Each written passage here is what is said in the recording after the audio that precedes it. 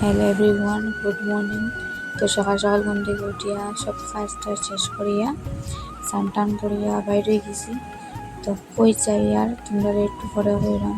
তো তার আগে দেখো কীরকম রোদ উঠাইছি, মানে রোদ বেতালা রোদ, তারটাও জানো। তো আমি তো আটতেই পারলাম না, রোদের লাগে খুব গরমই লাগে। তো দেখো এখন আমরা যাইলাম যে মেন রোডের মধ্যে উঠেছিলাম। তো আমার কীরকম লাগে একটু জানাই। তো কীরকম এই দেখো বন্ধুরা, আমাদের ড্রাইভার মানে আমরা বাড়ির সামনে তাই মানে টুকটুক চালাইন। তো মাঝে মাঝে তার পয়সা নেওয়া লাগে। তো কী পরিমাণে রোদ উঠাইছে, লাইন গাড়িতে খুব কষ্ট হয়ে যাইতে, তাই লইয়া যে ভাই দেখো আমার মেয়ে তার বাবা লিয়ে দাঁড়িয়ে থাকছে দোকানের সামনে গাড়িটা আবার লাগিয়ে। তো গাড়ি গেছে, আমরা উঠে যাইলাম গাড়ি। তো তান্ডে আমি ডাকা মা ও তাড়াতাড়ি। তো দেখো এবার আমরা চাইলাম গিয়া। তো কী পরিমাণে রোদ উঠাইছে গাইস, কিচ্ছু হওয়ার মতো না, খুব গরম লাগে বেতালা।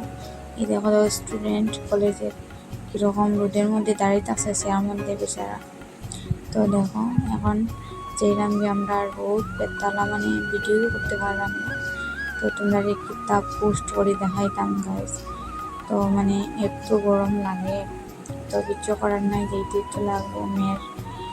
মানে ওই যে এরাম এটা আগে হইলে যে তোমরা হয়েছে একটু ফটো করবো যে এরাম আমার মেয়ের একটু কাশি হয়েছে, ডক্টর দেখাইতে যাইলাম। তো মানে কিচ্ছু করার নাই, গরম লাগুক বা রোদ লাগুক যেইতেই লাগুক। তো আমি তো গাড়ির মধ্যে বইতেই পারলাম না। তারপরে এই দেখো কীরকম জাম লাগছে গাড়ির, এদিকে গরম এদিকে রোদ, তারপরে গাড়ির জাম গাইস হওয়ার মতো নাই। তো তোমরা এইরকম মানে এরকম পরিস্থিতি তোমরা একটু কমেন্ট করিয়া জানাইও। তো আমরা গেছি ডাক্তারের কাছে।